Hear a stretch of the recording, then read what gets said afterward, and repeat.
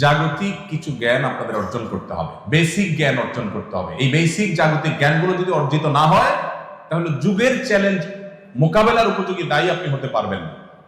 এই শূন্যতাটা পূরণের জন্য আপনার একাডেমিক পড়াশোনার শেষে অথবা উস্তাদদের মাথা হাতে থেকে ফাঁকে যখন যেভাবে সুবিধা হয়, তখন আপনাকে সেগুলো অর্জন করতে হবে। ইংরেজি হলো আজকের পৃথিবীকে জানার জানালা। মাদ্রাসার আমার প্রাণপ্রিয় তালেব ইলমদেরকে লক্ষ্য করে কিছু কথা আরজ করতে চাই হজরতের সামনে, এবং এই কথাগুলো ইনশাআল্লাহ আমাদের সাধারণ শিক্ষিত যে ভাইরা আছেন, বোনেরা আছেন, তাদের ইনশাআল্লাহ কিছুটা হয়তো উপকারে আসবে। সম্মানিত উপস্থিতি, আমার প্রিয় তালেব ইলম ভাইরা, এমন একটি সময় আপনারা মাদ্রাসায় ভর্তি হয়েছেন, পড়াশোনা করছেন, আলেম হওয়ার স্বপ্ন নিয়ে সামনে অগ্রসর হচ্ছে, যে সময়টা নানা কারণে খুবই গুরুত্বপূর্ণ। এমন একটা সময় আপনারা দ্বীনি ইলম হাসিল করার জন্য মাদ্রাসার চৌহদ দিতে এসেছেন, যে সময়টাতে বাংলাদেশের সর্বস্তরের মুসলমানদের অত্যন্ত কঠিন একটি সময় তারা পার করছে। এদেশের সংখ্যাগরিষ্ঠ মুসলমানদেরকে নানা সময়, সে ব্রিটিশ আমল থেকে নিয়ে আজও পর্যন্ত সব সময় কোণঠাসা করে রাখার একটা প্রচেষ্টা দীর্ঘদিন থেকে অব্যাহত আছে। সেটা দিন দিন আমাদের বুকের উপরে, দেশের মুসলমানদের বুকের উপরে জগদ্দল পাথরের মতো চেপে বসেছে। এজন্য এই দেশের মুসলমানরা সংখ্যায় বেশি হলেও সংস্কৃতিতে মুসলমানদের সংস্কৃতিকে এদেশের সংখ্যালঘুদের সংস্কৃতির মতো আচরণ করা হয়।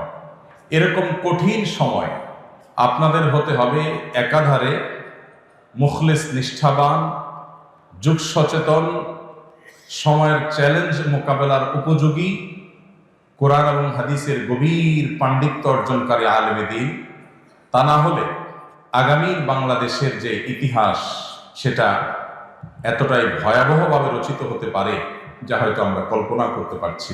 আমাদের পূর্বসূরি, আমাদের পূর্ববর্তী ওলামা একরাম, মুরব্বিয়ান এজাম, আমাদের আসাতেজা একরাম, তারা অনেক কষ্ট, অনেক মেহনত, অনেক মুজাহাদা, অনেক পরিশ্রমের পর আজ এই দ্বীনে ইলম আমাদের পর্যন্ত এসেছে। আমরা এখনো পর্যন্ত সেটাকে ধারণ করার সুযোগ পাচ্ছি।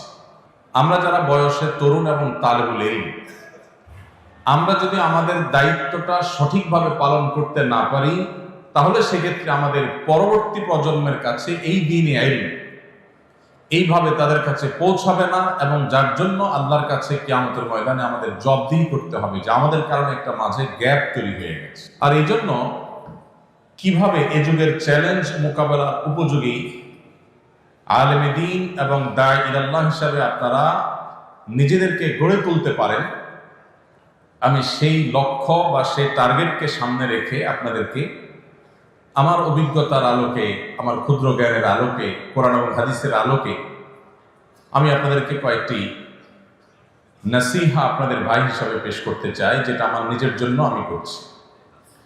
নাম্বার 1, আমাদের সবার সবকিছুর আগে আমাদের নিয়ত এবং উদ্দেশ্যকে খালেস করতে হবে, যে আমরা কেন মাদ্রাসায় ভর্তি হয়েছি। হাদিস আমাদের সবারই মুখস্থ, ইন্নামাল আমালু বিন্নিয়াত, কিন্তু এই হাদিসের উপরে আমল আমাদের কতটুকু আছে সেটাই হলো প্রশ্ন। যারা আমরা মাদ্রাসায় পড়ছি, তালেব ইলম আছি, প্রায় মাঝে মধ্যেই নিজেকে প্রশ্ন করবেন, আমি কেন মাদ্রাসায় ভর্তি হয়েছি, কেন পড়ছি। মাদ্রাসায় ভর্তি হওয়া এই যুগে, বিশেষ করে কওমি মাদ্রাসায়, এটা তো এই যুগে নিজেকে আল্লাহর রাহে কোরবানি করার মতো সামাজিক স্বীকৃতি নেই, তেমন কোনো সুযোগ সুবিধা নেই।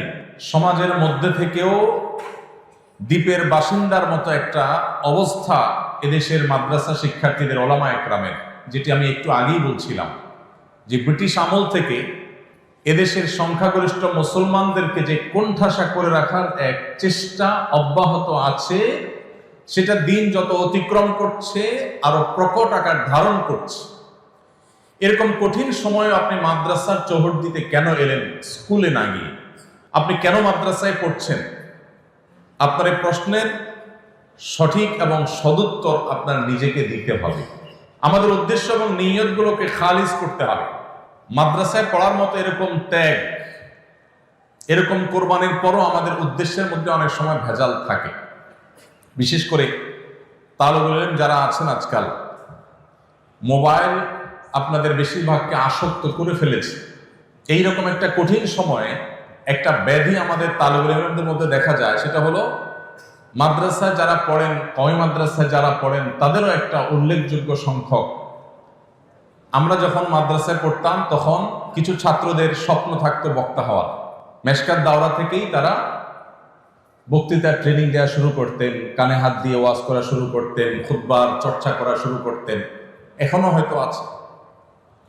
নতুন করে আজকের বাস্তবতায় যেটা যুক্ত হয়েছে সেটা হলো কিভাবে ভাইরাল হুজুর হওয়া যায়। তালেব ইলমদের অনেকে আছেন, তাদের জীবনে একটা শখ, একটা স্বপ্ন যে তারা যদি একটু ভাইরাল হুজুর হইতে পারতেন, তাদেরকে যদি সবাই চিনত, তারা যদি জনপ্রিয় হতে পারতেন, পপুলার হতে পারতেন, যেদিকে যাবে মানুষ ভেঙে চুরে পড়বে, ফেসবুক ইউটিউবে তাদেরকে খুললেই দেখা যাবে। এই কথাগুলো আপনাদের সামনে আমি যখন বলছি, আমি নিজেই মূলত সেই জায়গাটায় আছি। আমি নিজে থেকে সেই কথাটা আপনাদেরকে বলার উদ্দেশ্য হলো, এখানে আমার মুরব্বীরা, আমার ওস্তাজদের ওস্তাজতুল্য মুরব্বীরা আছেন, তাদের উপস্থিতিতেই বলছি যে আমাদের মাদ্রাসা শিক্ষার্থীদের মধ্যে এই যে একটা শৌক, এই যে একটা আগ্রহ জেগেছে, এটাকে আমি কখনো পজিটিভলি দেখি না, আমি কখনো এটাকে ইতিবাচকভাবে দেখি না। আমার ছেলেও মাদ্রাসায় পড়ে, হেফজ শেষ করেছে, সর্বেকা পরীক্ষার্থী। আলহামদুলিল্লাহ, সচেতনভাবে সজ্ঞানে আমার ছেলেকে, তারপরে যে ছেলেটা আছে, কয়েকটা ছেলে আছে আমার, তাদের কাউকে কখনো ক্যামেরার সামনে তারা যেন না আসে, মিডিয়ার সামনে যেন তারা না আসে, সোশ্যাল মিডিয়াতে যেন তাদের বিচরণ না হয়, এ ব্যাপারে আমি, আমার পরিবার, আমরা খুব সচেতন, খুব সতর্ক। আমার ছোট ভাই বা সন্তানের মতো বয়সী আপনারা যারা আছেন আমার সামনে, সেই মাদ্রাসার ছাত্র ভাইদেরকে বলছি, এই ব্যাধি থেকে যদি আপনি বের হয়ে আসতে না পারেন, আর যা হোক উম্মার জন্য উপকারী কোনো কিছু আপনার দ্বারা কখনো সম্ভব হবে না। আপনার নিয়তের ভেজাল এখান থেকে শুরু হবে। যদি আপনি চিন্তা করেন আমাকে প্রসিদ্ধ হতে হবে, ভাইরা আমার, আমি প্রসিদ্ধ হয়ে গেছি, কিন্তু এর পেছনে যে কোনো মেকানিজম, কোনো সুদূর প্রসারী প্ল্যান পরিকল্পনা ছিল, ব্যাপারটা তা না। এটা প্রায় পুরোটাই আল্লাহ রাব্বুল আলামিনের ইচ্ছা, পুরোটাই আল্লাহ তাআলার ইচ্ছা। এখানে প্ল্যান প্রোগ্রাম করে কোনো পরিচিতি আমি অর্জন করিনি। আমার নিজের যে সব নিয়ত খালেস আছে তা বলছি না, আমি শুধু এটুকু বলছি যে এইটার জন্য আলাদা কোনো চেষ্টা করা, এবং তালেব ইলমদের মধ্যে এই যে বিশেষ করে উপরের জামাতগুলোতে ওঠার পর থেকে আজকাল তো যে গ্রিন স্ক্রিন দিয়ে আপনার মাহফিলের ব্যানার লাগায়া বক্তা সাজার বিভিন্ন নাটক, আপনারাও জানেন না? কিভাবে জানেন? কিভাবে দেখছেন আপনারা? তার মানে সব মোবাইলে আসক্ত। আমি কোথাও গেলে, বিশেষ করে ছোট বাচ্চা কাচ্চাকে কেউ নিয়ে আসলে যদি বলে যে হুজুর আপনাকে চিনি, তাই বলে আমাকে চিনি, ওর জিন্দিগিতে তাহলে বরবাদ। কারণ আমাকে কোনো বাচ্চা মানুষ চেনা মানে ওর লাইফ বরবাদ হয়ে গেছে, এর মানে এই ছেলে মোবাইলে আসক্ত। তো লক্ষণ খারাপ। মা বাপ তো মনে করে এটা বললে আমি খুশি হয়ে যাব, তার বাচ্চা আমাকে চিনে। আমার বাচ্চা, আপনার বাচ্চা আমাকে চিনে, এর মানে হলো আপনি দায়িত্বশীল অভিভাবক না, আপনি আপনার বাচ্চাকে মোবাইলে আসক্ত করে ফেলেছেন। আলহামদুলিল্লাহ, আমি আমার বাচ্চাদেরকে মোবাইল থেকে দূরে রেখেছি, এখনো পর্যন্ত তারা দূরে, অনেক বড় হয়ে গেছে বয়সে, এখনো পর্যন্ত মোবাইল থেকে দূরে তারা, আলহামদুলিল্লাহ। সামনে কি হয়ে যায় না, এখনো পর্যন্ত চেষ্টা করছে। আমার সাধারণ শিক্ষিত ভাইরা যারা আছেন, পর্দার আড়াল থেকে যে সমস্ত মা বোনরা শুনছেন, আপনাদেরকে বলছি, ছেলেকে মাদ্রাসায় ভর্তি করে আলেম বানাবেন কেন? উদ্দেশ্য কি? অনেক মায়েরা আছেন সন্তানকে ভাইরাল হুজুর বানাতে চান, যে তার সন্তান পপুলার আলেম হবে। আপাত দৃষ্টিতে শুনতে মনে হয় যে খারাপ কি, কিন্তু এটার পেছনে দুনিয়াবি গন্ধ আছে, এটার পিছনে ভয়ঙ্কর একটা রোগ আছে, ব্যাধি আছে। আমার ছাত্র ভাইরা যারা শুনছেন তারা হয়তো মনে করবেন ভাই নিজে ভাইরাল হয়ে গেছেন, তো এখন আর আমাদের ভাইরাল হওয়াটা চান না। যদি কাউকে জুহুদের ওয়াজ করি, বলে ভাই আপনাদের তো অনেক হয়ে গেছে পয়সা করি, এই জন্য আমাদেরকে এখন জুহুদের ওয়াজ করেন। ভাইরা আমার, আল্লাহ রাব্বুল আলামিন আমাদেরকে দ্বীনে ইলম অর্জন করার এই নেয়ামত যাদেরকে দান করেছেন, এই নেয়ামতটা অনেক বড় নেয়ামত। শয়তান এটাকে নষ্ট করার জন্য সবচেয়ে বেশি যে অস্ত্র ব্যবহার করে সেটা হলো আমাদের নিয়তের ভিতরে ভেজাল ঢুকাই দেওয়া। এই জন্য আমাদের নিয়তগুলো খাঁটি হইতে হবে। আমি বলছিলাম যে সমস্ত মা বাবা, এখানে অনেক জেনারেল শিক্ষিত ভাইয়েরা আছেন, মুরব্বীরা আছেন, মায়েরা পর্দার আল থেকে শুনছেন, তাদেরকে বলছি, সন্তানদেরকে মাদ্রাসায় ভর্তি করাবেন। আপনার উদ্দেশ্য হবে যে আপনার সন্তান মাদ্রাসায় কোরআন এবং হাদিস শিখে সে খাঁটি মুসলমান হবে, মুত্তাকি হবে, আল্লাহ ওয়ালা হবে, পরহেজগার হবে, আল্লাহকে চিনতে পারবে এবং সে যা শিখবে জানবে সেটা দাওয়াত মানুষকে দিবে। মাশহুর হওয়া, প্রসিদ্ধ হওয়া, পপুলার হওয়া, জনপ্রিয় হওয়া, জনপরিচিত হওয়া এটা জরুরি না। আল্লাহ সুবহানাহু ওয়া তাআলা কাউকে দিয়ে যদি মুসলিম মিল্লাতের খেদমত নিতে চান, তার মাশহুর হওয়া জরুরি না। হাজার লাখো অগণিত মাশহুর হওয়া ছাড়া দুনিয়াতে দ্বীনের খেদমত মাশহুরদের চাইতে অনেক বেশি করে গেছেন। আল্লাহর কাছে মাকবুল অনেক বেশি আছে। বিশেষ করে সোশ্যাল মিডিয়ার এই সময়টাতে আমাদের মাদ্রাসার ছাত্র ভাইদেরকে এই কথা বোঝানো বড় কঠিন।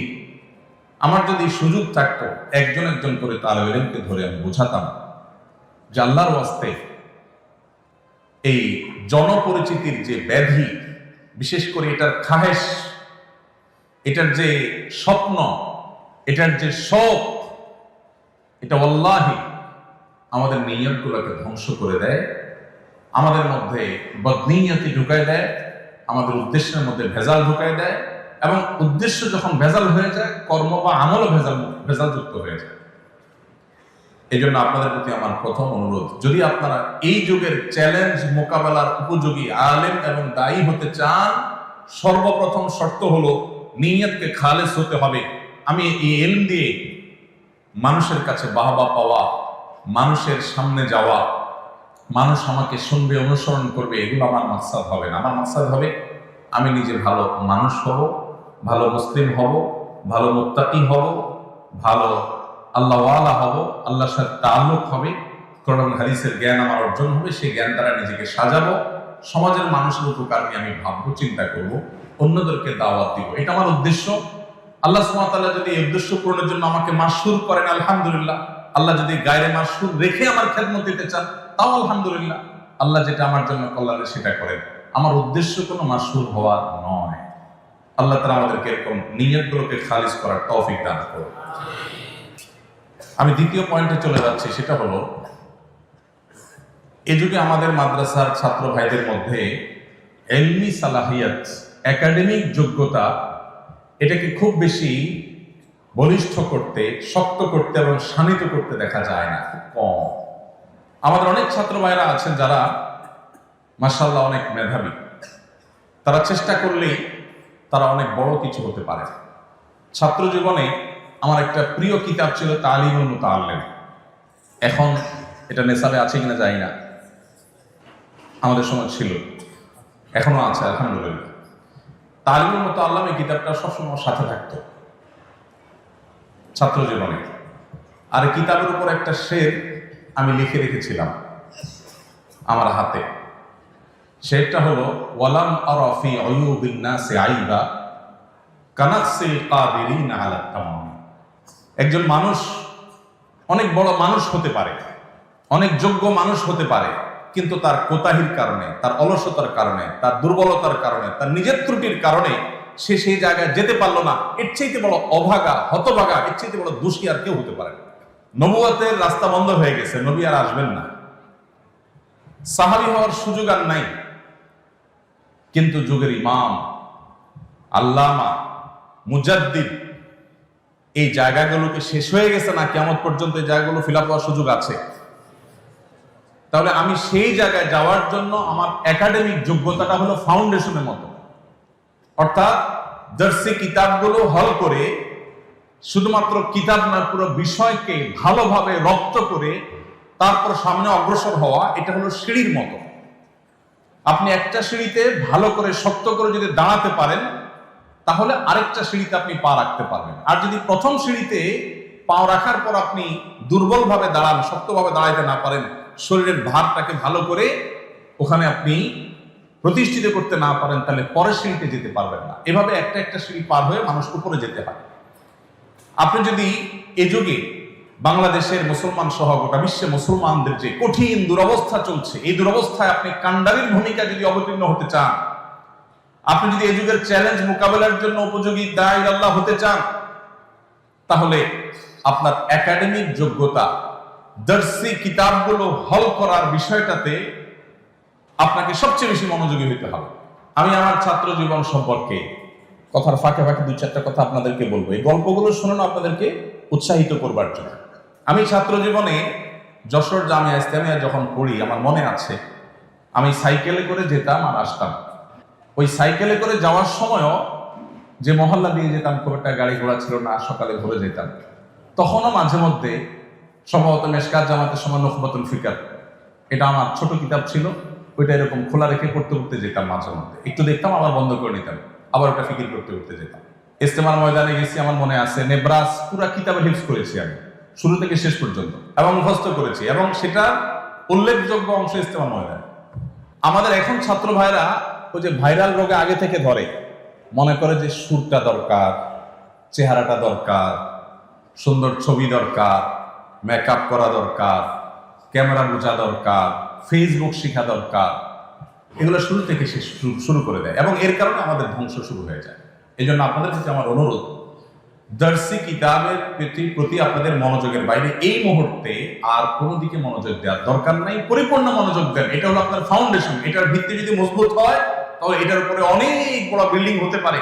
আর এই ফাউন্ডেশন যদি দুর্বল হয়, আপনার বাহ্যিক যোগ্যতা যতই হোক না কেন, আপনি কখনো উম্মার বড় কোনো খেদমত আপনি করতে পারবেন না। এই জন্য আপনাদের প্রতি আমার দ্বিতীয় অনুরোধ হলো, আপনারা আপনাদের দর্শি কিতাবগুলোর প্রতি, ক্লাসের বইয়ের প্রতি, সাবজেক্টের প্রতি আপনাদের সবচেয়ে বেশি মনোযোগ হবে। অন্য বিষয়ের প্রতি মনোযোগ যেন এই মুহূর্তে ছাত্র জীবনে খুব বেশি না হয়।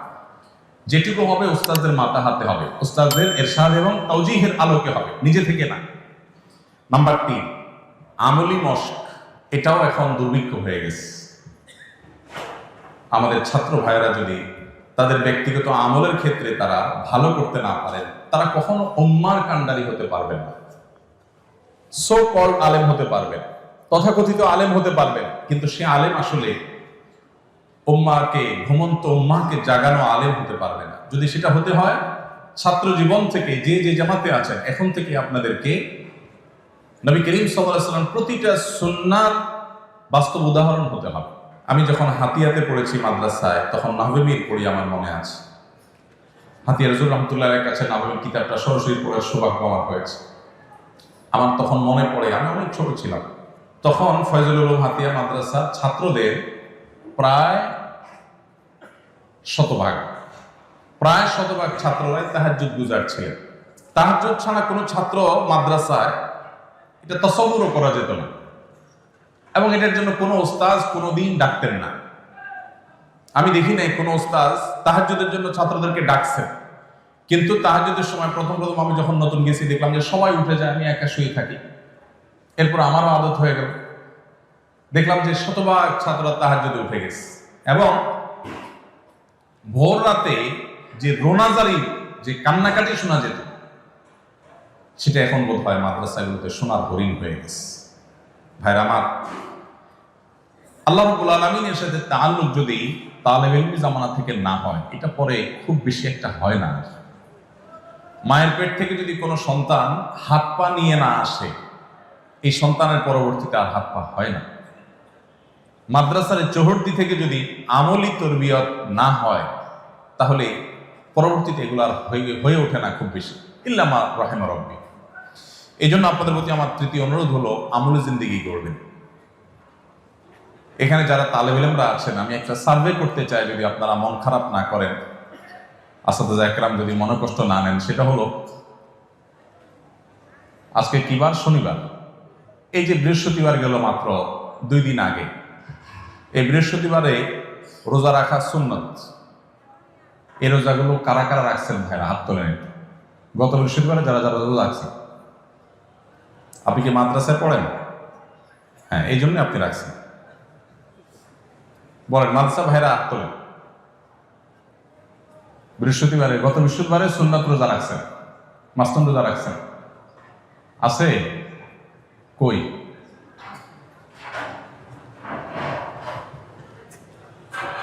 একজন আছে নাকি? আমি দেখতে পাচ্ছি না এদিক থেকে। আর দুজন, মাশাআল্লাহ। আচ্ছা, মাশাআল্লাহ। তাহলে এত তালেবের মধ্যে দুজন ছাত্র রোজা রাখছেন। আমি আগে মাপ চেয়ে নিয়েছি কিন্তু এই সার্ভে করার জন্য। এবার আপনারা বুঝেন যে আমরা কোন জায়গায় দাঁড়ায় আছি। আপনি বলবেন যে কেন নফল রোজা রাখা কি আমাদের জন্য জরুরি এই মুহূর্তে? নফল রোজা রাখা তো জরুরি না, জরুরি হলে তার নফল হতো না। কিন্তু এই আমল আমরা যদি না করি, কে করবে? কারা করবে? আপনাদের উৎসাহ দেওয়ার জন্য বলে আমি বলছি, কিন্তু ফাঁকে ফাঁকে আমি আমার গল্প দেবো। এই গল্প দেওয়াটা আপনাদেরকে উৎসাহ দেওয়ার জন্য। গত বৃহস্পতিবারে আমাদের বাসায় যখন সবাই রোজা রাখার জন্য সবাই সাহারি খাচ্ছে, সন্ধ্যা রাত্রে শোয়ার সময় যখন প্ল্যান হয়, তো আমার 10 বছরের ছেলেটাও রোজা রাখবে। আমরা বলছি না, রাখার দরকার নেই। সাধারণত নামাজের জন্য উঠাইতে তার কষ্ট হয়ে যায়, কিন্তু মাশাআল্লাহ এক ডাকে উঠে ঠিকই সাহারি খেয়ে নেবে এবং রোজা রয়েছে। এখন আমরা মনে করি যে না খাইলে বা রোজা রাখলে আমার বোধহয় পড়াশোনাতে ঘাটতি হবে। কেন পড়াশোনা কেন ঘাটতি হবে? খানা না খাইলে, খানা যত কম খাওয়া যায়, মানুষের শরীরে আমলে ইবাদতের এনার্জি তত বেশি হয়।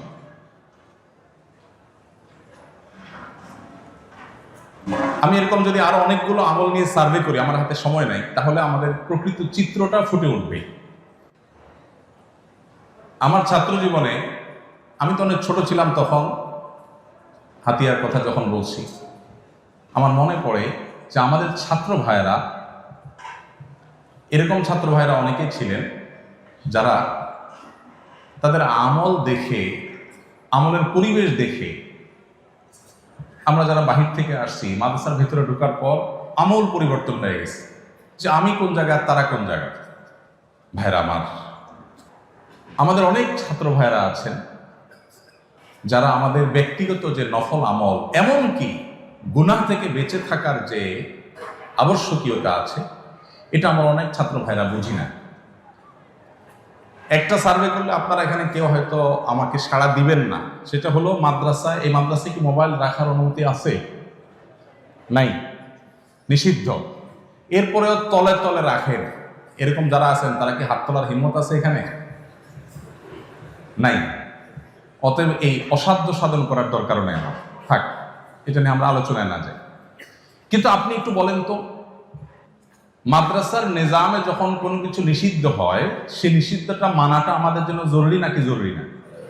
শরআন জরুরি কি জরুরি না?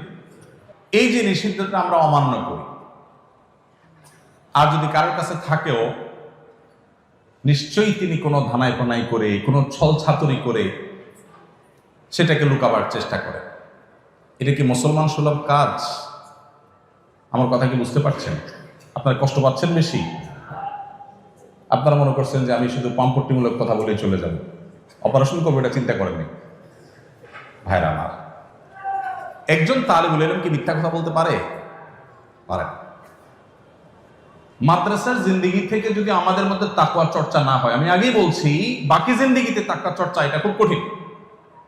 এই জন্য আপনাদের এখন থেকে প্রতিজ্ঞা করতে হবে, কোরআনে যা পড়ছেন, হাদিস থেকে যা পাচ্ছেন, উস্তাদদের থেকে যা শিখছেন, এটার আমল এখন থেকে শুরু হইতে হবে, আজকে থেকে শুরু হইতে হবে, শতভাগ শুরু হইতে হবে। কোনো প্রকার কোতাহি করা যাবে না। কোন ছাত্র ভাই কি করছে, কেউ করছে না, সেটা আপনার দেখার দরকার না, আপনি একা করবেন। মনে রাখবেন, যুগ পরিবর্তনের জন্য হাজার হাজার মানুষের প্রয়োজন হয়, অল্প সংখ্যক মানুষের প্রয়োজন হয়। আপনি ফরিদুকা ফিহাদ আল আসর ফিহাদিল মাদ্রাসা হন, যে আপনি একা, অনন্য, অন্য কেউ হয়তো করে না। এখানে জুতা রাখার কি তরতিব আছে জানি না আমি, বা মসজিদে যাওয়ার সময় জুতা, বাইরে কিছু জুতা তো থাকে, তো বাইরে এসে যেটা রেডি পান ওইটা পায়ে নিয়ে দৌড় দেওয়ার রোগ আছে না অনেক তালেবের মধ্যে? একজন বলছে বহুত বহুত, তার মানে অনেক রোগ আছে। আচ্ছা, এটা কি শরআন জায়েজ কাজ না জায়েজ কাজ? কারোর জিনিস তার অনুমতি নেওয়া ছাড়া জায়েজ আছে? কিন্তু এটা যখন আমরা করছি, আমাদের মধ্যে এই ভাবনাই নেই আমাদের মধ্যে এই অনুভূতিই নেই, এই আহসাসই নেই যে আমি একটা গুনাহের কাজ করছি। এরকম বহু গুনাহ আমি তালেব ইলম হয়ে করছি, আর এই গুনাহের সমুদ্রের মধ্যে নিমজ্জিত থেকে আমি উম্মার কান্ডারি হওয়ার চিন্তা করছি। ওয়াল্লাহি এটা দিবা স্বপ্ন। এগুলো হয়তো ছোটখাটো বিষয় আপনার কাছে মনে হয়, কিন্তু ছোটখাটো বিষয় না। ইমানদারের জিন্দেগিতে কোনো ছোটখাটো বিষয় বলতে কিছু নেই ভাইরা আমার। সেজন্য তৃতীয় যে অনুরোধটা আপনাদের প্রতি আমার থাকবে সেটা হলো, কোরআন এবং হাদিসের বাস্তব উদাহরণ হয়ে যান। কোরআন এবং হাদিসের একেবারে মূর্ত প্রতীক হয়ে যান, বাস্তব নমুনা হয়ে যান। যা জানবেন সেটা এখন থেকে আমল শুরু করে দিবেন, যেটা যখন শিখছেন শুনছেন সেটা তখন থেকে আমল শুরু করে দিবেন। আল্লাহ তাআলা আমাদেরকে আমলের তৌফিক দান করুন। ভাইরা আমার, আমলের বড় দুর্ভিক্ষ চলছে, বড় দুর্ভিক্ষ চলছে। শেষ কবে আল্লাহর কাছে রোনাজারি করে কেঁদেছেন? আমি যদি এখন জিজ্ঞেস করি হয়তো অল্প সংখ্যক ভাইদের হাত উঠবে, কিন্তু এটা দুর্ভাগ্যজনক। আপনি তো হাকিউল উম্মাত আশরাফ আলী থানভী রহমতুল্লাহ আলাইহি, আবুল হাসান আলী আন-নাদভী রাহিমাহুল্লাহ তাআলা, আপনি ইবনে তাইমিয়া রাহিমাহুল্লাহ, আপনি যুগশ্রেষ্ঠ ইমামদের মতো মুসলিম উম্মার উদ্ধারকারী ত্রাণকর্তা হিসেবে নিজেকে আবির্ভূত করতে চান, দাঁড় করাতে চান, তাহলে আপনার আল্লাহর সাথে কানেকশনটা, তাআল্লুকটা, সম্পর্কটা কত গভীর হতে হবে এটা আপনি চিন্তাও করতে পারছেন। আপনার অবসরের সময়গুলো মোবাইল ফোনে, সোশ্যাল মিডিয়াতে বিচরণ করার কথা আপনার তাসাউরুরে আসা উচিত না। আপনার অবসরের সময়গুলো আল্লাহর সাথে আপনার কথা বলে দোয়ার নাজারের মধ্যে কাটানো উচিত। আমাদের মাদ্রাসার ছাত্র ভাইদের অনেকে আছে যে গত 2-4-6 মাসেও চোখের পানি ফেলে 5 মিনিটের জন্য আল্লাহর কাছে আহাজারি করার তৌফিক হয়নি। এই কপাল পড়া কখনো ভালো আলিম হবে, দাঈ আল্লাহ হবে, উম্মার ত্রাণকর্তা হবে, উম্মার উদ্ধারকারী হবে, উম্মার রাহবার হবে, এটা কখনো তাসাউরও করা যায় ইল্লা মা রাহিমা রাব্বি। এজন্য ভাইরা, যদি আমার আবারও পেছনে ফেরার সুযোগ থাকতো, জীবনের যদি কোনো ব্যাক গিয়ার থাকতো, গাড়ির যেরকম ব্যাক গিয়ার আছে, জীবনের যদি কোনো ব্যাক গিয়ার থাকতো, তো আমি আবার একটু তালেব ইলম হওয়ার চেষ্টা করতাম, আবার একটু পেছনে আসার চেষ্টা করতাম, আবার আমার তালেব ইলমি জিন্দেগিটাকে, আমার এই ফাউন্ডেশনকে আরো মজবুত করে তারপর দাঁড় করানোর চেষ্টা করতাম, যদি আমি সে সুযোগ পেতাম। আপনাদের হাতে এখনো সুযোগ আছে, এটা এখনো শেষ হয়ে যায় নাই। আল্লাহর ওয়াস্তে এটাকে হেলায় হারাবেন না। সব কিছু বাদ দিয়ে আপনার দর্শি কিতাব পড়াশোনার প্রতি মনোযোগী হন, আর জগৎ থেকে এই মুহূর্তে অন্ধ থাকেন। আপনার জীবনকে ধ্বংসের জন্য ফেসবুক, ইউটিউব এবং এই স্মার্টফোনের যে বিচরণ এর মধ্যে, এটা আপনার জীবনকে ধ্বংসের জন্য যথেষ্ট হয়ে যাবে। আপনি তো মাদ্রাসার ছাত্র, স্কুল কলেজের ছাত্র জীবনের জন্য ধ্বংসের জন্য যথেষ্ট, আর সেখানে আপনি মাদ্রাসার ছাত্র। চোখের গুণা যেখানে প্রতি মুহূর্তে মুহূর্তে হওয়ার আশঙ্কা, যেখানে আপনার সেই সেফটি বেল্ট এখন এত মজবুত হয়ে পারে নাই, আপনি এখনো যুবক মানুষ, তরুণ মানুষ, নিজেকে নিয়ন্ত্রণ করার ক্ষমতা এতটা এখনো হয় নাই, এই মুহূর্তে আপনার জন্য এই জগতে প্রবেশ করাই জায়েজ নাই। এটা আপনার জীবনকে ধ্বংস করার নামান্তর। কিন্তু আমি জানি এই কথা আমাদের অনেকেরই অন্তর বলবে না। আমাদের কাছে মনে হবে এই বেটার নিজে ফেসবুক হুজুর আমাদেরকে ষড়যন্ত্র করে এখান থেকে দূরে রাখতে চায়। এটা হয়তো আপনারা মনে করেন। আপনারা অনেকে শুনলে অবাক হবেন, আমার ফোনে ফেসবুক বা ইউটিউবের অ্যাপ এটা নাই, এটা থাকে না। পিসিতে, কম্পিউটারে যতক্ষণ সুযোগ হয় ততক্ষণ। আমাদের মাদ্রাসার ছাত্রদের যদি বদহালি হয়, এই উম্মার আশার আর কোনো জায়গা থাকবে না, শেষ। আপনারাই তো নবী করিম সাল্লাল্লাহু আলাইহি সাল্লামের ওয়ারিস হবেন। নবী করিম সাল্লাল্লাহু আলাইহি সাল্লামের রেখে যাওয়া কাজের তার পতাকার ধারক আপনারা হবেন। তাহলে তার পতাকার ধারক হওয়ার উপযোগিতা যদি তৈরি করতে হয়, তো এখন থেকে আপনার আল্লাহর সাথে তাআল্লুক মজবুত হইতে হবে। প্রতিটা হাদিসের, প্রতিটা আয়াতের উপর আমল আপনার জীবনে আসতে হবে। এখন থেকে আপনার আখলাকটা হবে সুন্দর। আমি আইআইইউসিতে একটা প্রোগ্রামে এসেছিলাম গত কয়েক মাস আগে, 2 মাস আগে সম্ভব। অনেক প্রশ্ন লিখে দেয় ছাত্ররা, এর মধ্যে একটা প্রশ্ন লেখা ছিল, আপনারা কষ্ট পাবেন না, আমি নিজে মাদ্রাসার ছাত্র, আমি জীবনে স্কুলের চোহর দিতে যাইনি, একেবারে ছোটবেলায় শুরুতে 1-2 ক্লাস হতো প্রাইমারি স্কুলে গেছি। লিখে দিয়েছে প্রশ্ন যে ভাই, আমাদের ইউনিভার্সিটিতে মাদ্রাসা ব্যাকগ্রাউন্ডের ছাত্র যারা, মাদ্রাসা বলতে আলিয়া মাদ্রাসা হতে পারে, আলিয়া মাদ্রাসা থেকেই বেশিরভাগ যায়, কমি থেকেও যায়, আর সবই তো আমাদের মাদ্রাসা, অতএব আমি পার্থক্য করছি না। মাদ্রাসার ছাত্র আলাল উলুম, তো লিখেছে যে মাদ্রাসা থেকে যারা আসে এই ছাত্র ভাইদের অনেককে দেখা যায় তাদের আচরণ খুব রূঢ়, খুব শক্ত আচরণ করে, রাত ব্যবহার করে। এটা তার চোখে পড়েছে। ওই যে সাদা কাপড়ে ময়লা একটু বেশি নজরে পড়ে, অন্য কাপড়ও ময়লা আছে কিন্তু এটা চোখে বেশি পড়ে, বেশি পড়ছে তাদের। এই প্রশ্ন পেয়ে আমি খুব লজ্জিত হয়ে গেছি, কারণ আমি নিজে মাদ্রাসা ছাত্র। আমাদের আখলাকগুলো বড় সুন্দর হতে হবে, আমাদের আমলগুলো বড় সুন্দর হতে হবে, আল্লাহর সাথে সম্পর্ক অনেক গভীর হতে হবে। আপনি যদি এই যুগের মুসলিম মিল্লাতের যে করুণ যে দুরবস্থা চলছে, ইমানের রূহ যায় যে অবস্থা আছে, এই যুগে আমাদের কিছু কান্ডারির প্রয়োজন, কিছু দরদওয়ালা আলেম দায়ীর প্রয়োজন। আল্লাহি সেই জায়গাগুলো পূরণ করতে হলে এখন থেকে আপনাকে আল্লাহ ওয়ালা হতে হবে, আপনাকে শপথ করতে হবে, আপনি কোন পথে যাবেন সিদ্ধান্ত নিতে হবে। আপনি যদি মানুষ হতে চান, ভালো আলেম হতে চান, আপনাকে এখন থেকে সিদ্ধান্ত নিতে হবে যে আমি কোনো অবস্থাতেই আমার এই ট্র্যাকের বাইরে আমি এই মুহূর্তে যাব না। ছাত্র জীবনে আমি আমার পড়াশোনা, আমার আমল, আমার আখলাককে তারাক্কি করব, উস্তাদের মাথা হাতে থেকে আমি নিজেকে ভালো করার চেষ্টা করব। আমলের ক্ষেত্রে কোনো প্রকার ত্রুটি নিয়ে আমি সামনে অগ্রসর হব। আল্লাহ আমাদের সবাইকে তৌফিক দান করুন। একটা পর্যায়ে যখন আপনাদের পড়াশোনা শেষ হবে ইনশাআল্লাহ, উস্তাদের মাথা হাতে থেকে জাগতিক কিছু জ্ঞান আপনাদের অর্জন করতে হবে, বেসিক জ্ঞান অর্জন করতে হবে। এই বেসিক জাগতিক জ্ঞানগুলো যদি অর্জিত না হয়, তাহলে যুগের চ্যালেঞ্জ মোকাবেলার উপযোগী দায়ী আপনি হতে পারবেন না। এই শূন্যতাটা পূরণের জন্য আপনার একাডেমিক পড়াশোনার শেষে অথবা উস্তাদদের মাথা হাতে থেকে ফাঁকে যখন যেভাবে সুবিধা হয় তখন আপনাকে সেগুলো অর্জন করতে হবে। ইংরেজি হলো আজকের পৃথিবীকে জানার জানালা। অতএব একটা পর্যায়ে গিয়ে, আগে থেকে না, ওই যে একাডেমিক পড়াশোনা ধ্বংস করে না, একটা পর্যায়ে গিয়ে আপনাকে ইংরেজি শিখতে হবে। যতটুকু শিখলে আপনি জগৎকে জানতে পারেন, আর জগৎকে যদি আপনি না জানেন তাহলে জগতের চ্যালেঞ্জ মোকাবেলার উপযোগী দায়ী হওয়ার কথা চিন্তাই করা যায়। এর পাশাপাশি অত্যন্ত গুরুত্বপূর্ণ বিষয় হলো সোহবত এবং তরবিয়ত, যেটা হারিয়ে গেছে। ভালো মানুষের সংস্রব এবং সান্নিধ্য, নেককার মানুষদের সোহবত। শয়তান আমাদেরকে নিরাশ করে দেয়। কার সোহবতে যাব? মানুষ আছে কেউ? মনে হয় যে সব নাখান্দা নালায়েক, এরকম একটা ভাব আমাদের মধ্যে আসে। এটা শয়তানের অনেক বড় একটা শয়তানি। যা আছে এর মধ্যে আমার কাছে যাকে মুত্তাকি, বেশি পরহেজগার মনে হবে, আমি তার সোহবত নিব, আমি তার সান্নিধ্য অর্জন করব, আমি তার সান্নিধ্যের সৌরভের মধ্যে থাকার চেষ্টা করব। এবং এর পাশাপাশি আরেকটা হলো আরাম প্রিয়তা ছাড়া আরেকটা হলো সম্পদের মোহ, এটা থেকে মুক্ত থাকা খুব বেশি জরুরি। অনেকেই আছি আমরা খুব অলস, আমরা পরিশ্রমী না, পরিশ্রম করতে চাই না। নবী করিম সাল্লাল্লাহু আলাইহি ওয়াসাল্লাম আল্লাহর কাছে পানা চাইতেন, আল্লাহুম্মা ইন্নী আউযু বিকা মিনাল আজজি ওয়াল কাসাল।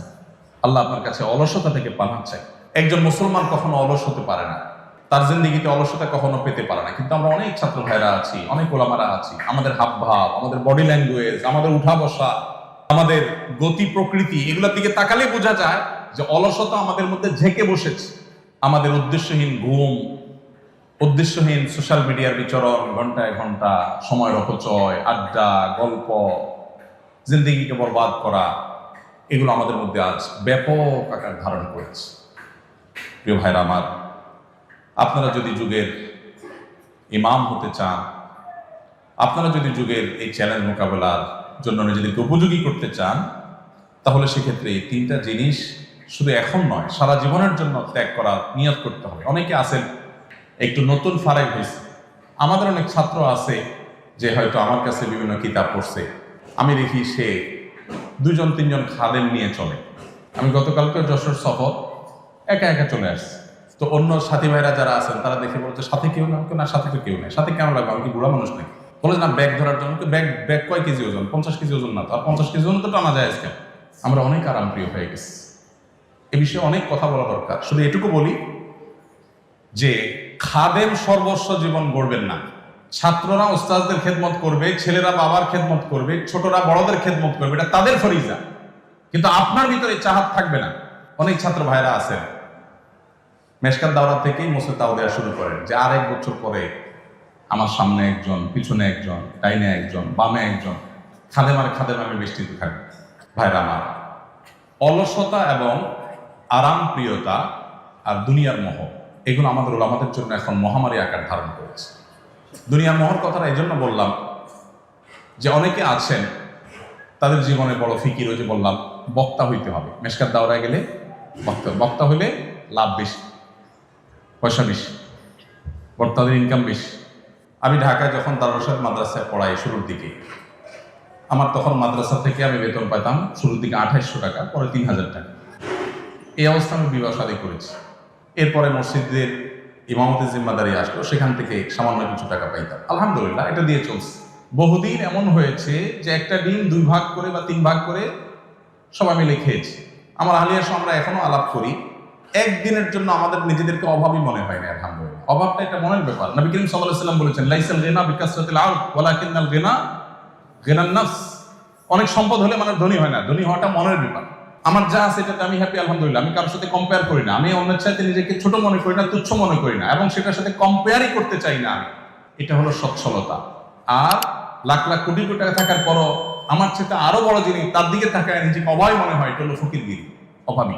তো যারা নবীদের ওয়ারিস হবেন, যারা দাঈ আল্লাহ হবেন, তাদের মধ্যে এই মাল কামানোর চিন্তা, সম্পদশালী হওয়ার বাসনা থাকবে না। আল্লাহ সুবহানাহু ওয়া তাআলা দিয়ে দিয়েছেন, হয়ে গেছে, ভিন্ন বিষয়। কিন্তু নিজে থেকে এটার জন্য আগ্রহ এবং পাগল পড়া থাকা, লালায়িত থাকা, এটা কোনো ওয়ারাসাতুল আম্বিয়ার শান হতে পারে না। এটা আপনাদের জিন্দেগিতে প্রোফাইল থেকে এখন থেকে এটাকে মুছে নেন, যেটা আমার জীবনের টার্গেট না।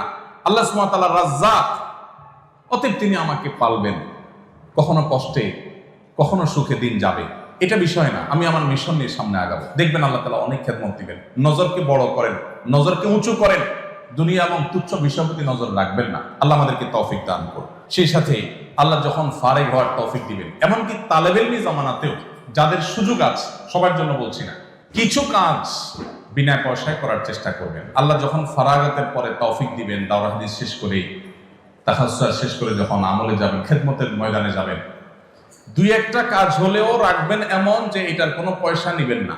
হাল্লাকা সিররুন ইনদাল্লাহ, এর মধ্যে থাকবে যেটা আমি আল্লাহর জন্য শুধু করছি। টাকা নিয়ে করলেই যে আবার গায়রুল্লাহর জন্য হয়ে যাচ্ছে, আমি তা বলছি না। আমি বলছি যে কিছু কিছু সিক্রেট, কিছু কিছু সির আপনার নিজের মধ্যে রাখেন, এবং কিছু কিছু কাজ করেন যেগুলো আপনি মানুষের কাছে প্রকাশ্য করবেন না।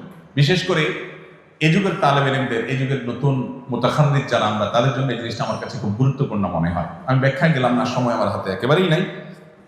এবং সেই সাথে কর্মজীবনে যখন যাবেন, আমি আমার ক্ষুদ্র অভিজ্ঞতার আলোকে বলছি, তখন দুনিয়াবি বিষয় মশওয়ারা করার জন্য আল্লাহর ভয় আছে, মুত্তাকি পরহেজগার, দুনিয়ার ব্যাপারে খুব ভালো বোঝেন এরকম হুঁশিয়ার মানুষদের পরামর্শ, তাদের আইডিয়াস, তাদের উপদেশ, অ্যাডভাইস, এগুলোকে গ্রহণ করবে। অনেক সময় আমাদের মাদ্রাসার ছাত্রদের, নবীন আলেমদের অনেকের মধ্যে এই রোগ দেখা যায় যে নিজেকে সর্বা মনে করে।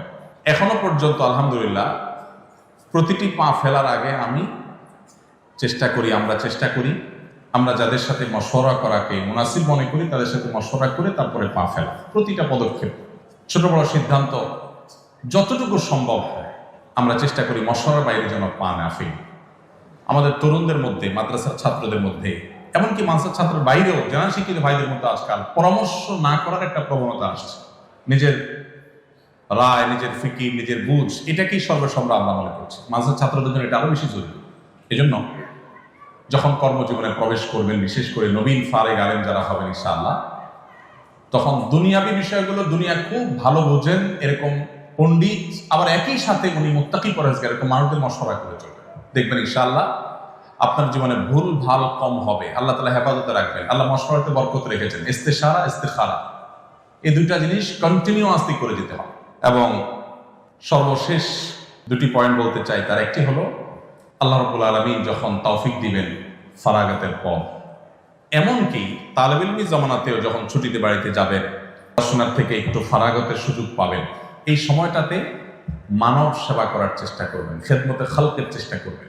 আমরা যদি উম্মতের নেতৃত্বের আসনে আসতে চাই, তাহলে উম্মার জন্য সব দিক থেকে নিজেদেরকে মুফিদ প্রমাণ করতে হবে, উপকারী প্রমাণ করতে হবে। মানব সেবা বা খেদমতে খালকের জন্য পয়সার প্রয়োজন নাই। আমরা মনে করি যে টাকা পয়সা পাবো কই? সেবার জন্য তো টাকা দরকার, সেবার জন্য টাকার দরকার, সেবার জন্য মানসিকতা দরকার, ফিকির দরকার। আপনার মসজিদের আশেপাশে যে রাস্তাঘাটে ময়লাগুলো পড়ে আছে, 2-4 জন লোক সাথে নিয়ে সেগুলো পরিষ্কার করা, পরিচ্ছন্ন করা শুরু করে দেন। এই যে একটা অভিযান শুরু করবেন, এটা হবে আপনার মানব সেবা। আমাদের নবী করিম সাল্লাল্লাহু আলাইহি সাল্লাম তিনি তার শৈশব থেকেই মানুষের সেবা করা, মানুষের খেদমত করার কাজে নিয়োজিত থাকতেন।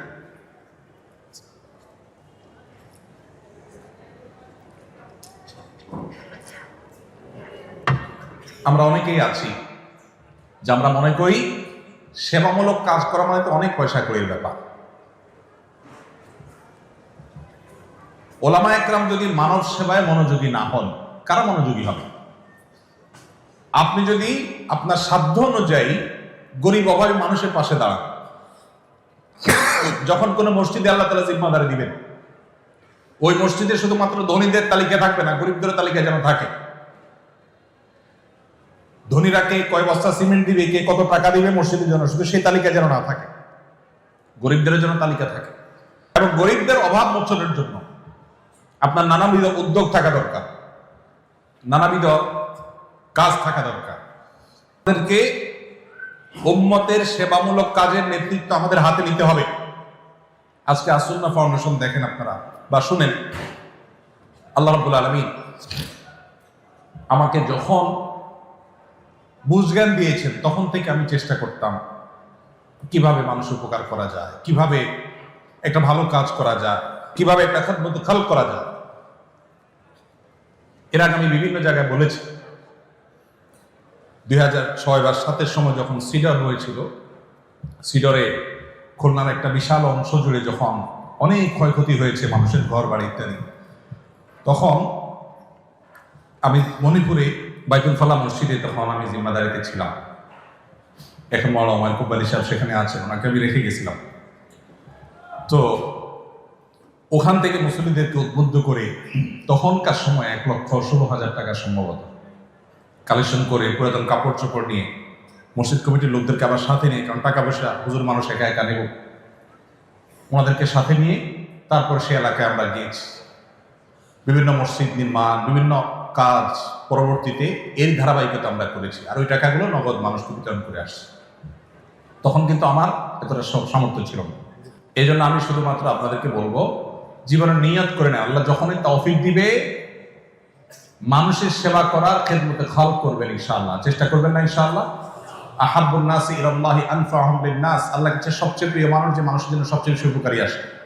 আর সবচেয়ে বেশি উপকারী হওয়ার জন্য আপনার পয়সা কড়ির প্রয়োজন নাই। আল্লাহ যতটুকু সামর্থ্য দিয়েছেন ততটুকু দিয়ে শারীরিক পরিশ্রম দিয়ে শুরু করবেন। নবী করিম সাল্লাল্লাহু আলাইহি সাল্লামকে গারে হেরা থেকে আসার পর যখন তিনি ভড়কে গেলেন জিবরিল আলাইহিস সালামের চাপে, উম্মাজান খাদিজা রাদিয়াল্লাহু তাআলা তাকে সান্ত্বনা দিয়ে কি বলেছিলেন? কাল্লা লা ইউযিকাল্লাহু আবাদা, আল্লাহ কখনো আপনাকে বেইজ্জত করবেন না, কারণ আপনি মানুষ উপকার করেন। যে কয়টা পয়েন্ট বলেছেন সবগুলোর খোলাসা কি? মানব সেবা করেন। তার নবী সাল্লাল্লাহু আলাইহি সাল্লাম তিনি তাবলাল বাসা, বোঝা গেল নবুয়তের দায়িত্ব বুঝে পাওয়ার আগে তার পুরো সময়টা, সেই শৈশব থেকে কৈশোর থেকেই কিন্তু তিনি মানব সেবা করতেন, মানুষের খেদমত করতেন। আজ আমাদের উলামা একরামদের এই কাজে আরো বেশি বিচরণ বাড়াতে হবে, এটা অনেক কম আমাদের এখনো। সবাইকে এক একটা আসুন্নাহ ফাউন্ডেশনের মতো প্রতিষ্ঠানের চেয়ে বড় প্রতিষ্ঠান গড়ে তুলতে হবে। এদেশের মানুষের উপকারে কল্যাণে নিজেদেরকে প্রতিষ্ঠিত করতে হবে। আল্লাহ আমাদেরকে তৌফিক দান করুন। শেষ পয়েন্ট হলো, উম্মার ঐক্য প্রয়াসী হতে হবে। আমরা বহু ভাগে বিভক্ত। এদেশের গুটি কতক নাস্তিক, সামান্য কিছু ইসলাম এবং মুসলমান বিদ্বেষীরা আমাদেরকে ক্রীড়ানকের মতো আমাদেরকে নিয়ে খেলা করে। তারা আমাদের সবকিছুকে নিয়ন্ত্রণ করে। আমার শিক্ষার্থীরা স্কুলে কি পড়বে তারা ঠিক করে দেয়, কোন আইনে আমার দেশ চলবে তারা ঠিক করে দেয়। বিদেশিদের এক একটা এজেন্ডা, লক্ষ লক্ষ কোটি কোটি টাকা তাদের কাছ থেকে পেয়ে সেটা এদেশে পুশ করার চেষ্টা করে। এদেশের মুসলমানরা সংখ্যায় গরিষ্ঠ হলেও সংস্কৃতিতে আমরা সংখ্যালঘু হয়ে আছি। এর যদি 5টা প্রধান কারণ আপনি বের করেন, এর অন্যতম বড় কারণ হলো আমাদের অনৈক্য, আমাদের বিভক্তি, অপ্রয়োজনীয় বিভক্তি। আজ আমাদের ইত্তেহাদ মাল ইখতিলাফ, বৈচিত্র্যপূর্ণ ঐক্য, মতভেদ থাকা সত্ত্বেও ঐক্যের জায়গাগুলোতে কাঁধে কাঁধ মিলিয়ে কাজ করবার সময় এসেছে। আর না হলে আমরা যে গভীর অতল তলে হারিয়ে যাচ্ছে, এখান থেকে উঠার আর কোনো সুযোগ হয়তো থাকবে না। এই জন্য আপনাদের প্রতি আমার অনুরোধ, আল্লাহ তাআলা আপনাদেরকে যখন তৌফিক দিবেন, বাদাল ফারাগা, আপনারা ইনশাআল্লাহ পড়াশোনা শেষ করার পর উম্মার ঐক্য প্রয়াসী থাকবেন। আমি আপনার আদর্শে আমি আপনার চিন্তা চেতনা আপনাকে এক চুলো ছাড় দিতে বলি নেই। আপনার আদর্শ, আপনার চিন্তা চেতনা, আপনার মাসলাক মানহাজ আপন জায়গায় ঠিক রেখেও ভিন্ন মতের মানুষের সাথে, মুসলমানের সাথে একটু হাসতে শিখেন, একটু বসতে শিখেন, একটু মুআনাকা করতে শিখেন, একটু মুসাফাহা করতে শিখেন। আজ কট্টর সেকুলারদেরকে আমরা অনবোর্ড করতে, তাদের সাথে কাঁধে কাঁধ মিলাতে হিকমতের নামে, কৌশলের নামে আমাদের কোনো দ্বিধা হয় না। আমার আহলে কিবলা মুসলিম ভাইয়ের সাথে আমার দ্বিধা হয়। এই দ্বিধাটা দূর করতে হবে। বেশিরভাগ ক্ষেত্রে আমি আবারও বলছি, আমার চিন্তা চেতনা আদর্শে কোনো ছাড় দিয়ে নয়, সেটা আপন জায়গায় ঠিক রেখেও উম্মাহর একটু প্রয়াসী হওয়া যায়। আল্লাহ আমাদেরকে সেই কাজটা সঠিকভাবে করার তৌফিক দান করুন।